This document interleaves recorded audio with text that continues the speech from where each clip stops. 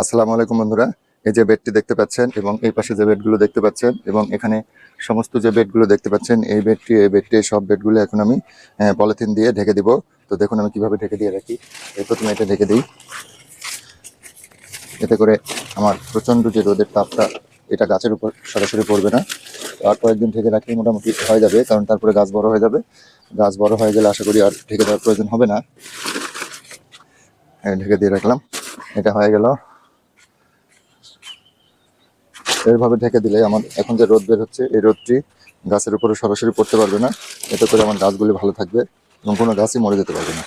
সরাসরি যদি সূর্যের আলো না লাগে তাহলে গাছগুলি মরার কোনো সম্ভাবনা থাকবে না। সকালের যে রোদটি ছিল, এই যে এখানে দেখুন কপির গাছ আছে, এই কপির গাছগুলো আমি ঢেকে দিচ্ছি। গাছগুলো সুন্দর করে ঢেকে দিই।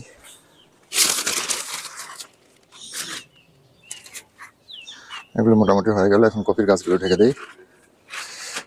এটা এখন আমার প্রত্যেক দিনের রুটিন, কারণ গাছগুলো না লাগা পর্যন্ত আমার এই কাজটা প্রত্যেক দিন সকালে করতে হয়।